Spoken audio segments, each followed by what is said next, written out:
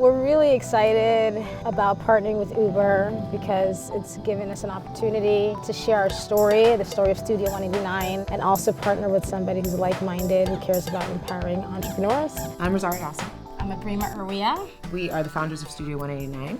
We met when we were teenagers and just kept in touch with each other through college and just really supportive of each other in our careers and the successes that we were doing. We were just go-getters and hustlers from really powerful families, particularly the women in our lives. It just was really motivating for us to step up and take advantage of the opportunities that they sacrificed for us to have. In 2013, Rosario and I decided to start Studio 189 in Ghana. It's a homegrown brand. We started with one tailor, and today we have a factory. That was a project that we set up with the NGO. Our whole mission is essentially to create this type of interconnectedness because we believe in the concept of social enterprise and in the fact when we're thinking about 50 or 100 years from now what the world is going to look like, you can't think about that without questioning how something is made. Looking at these women making these small things and able to put their own kids through school and just going, how can we be a part of supporting this as women? And we became entrepreneurs together and businesswomen together, and Studio 189 was born.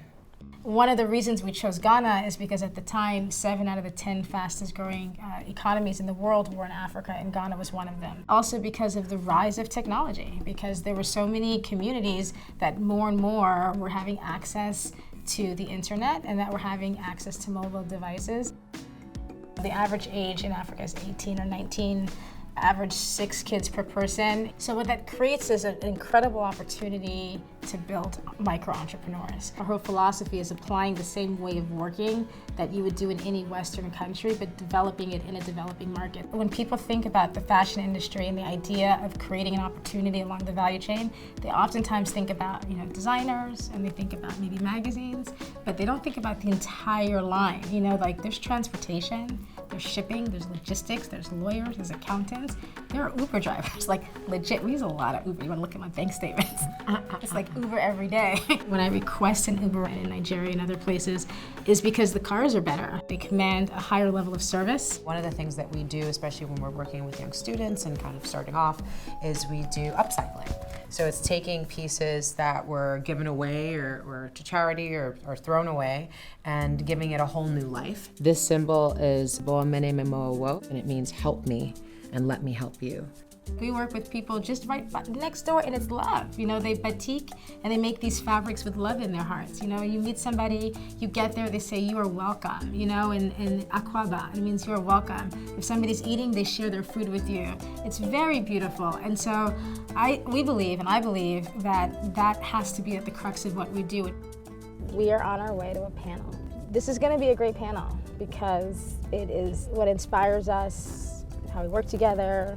I don't know, it's just kind of beautiful, and it's beautiful to do it in a very intimate way. There's a level of cooperation and interconnectedness of just all the different people who've touched along the way. This is us. This is us. There's a lot of heroes and heroines that will never get the accolades that they deserve. And sometimes we're able to look back and resurrect their names, which is really powerful. But you don't have to really know their names in order to know that you could be grateful and you could pass it on. I have a kid, I have a 15-year-old, and what am I showing to her?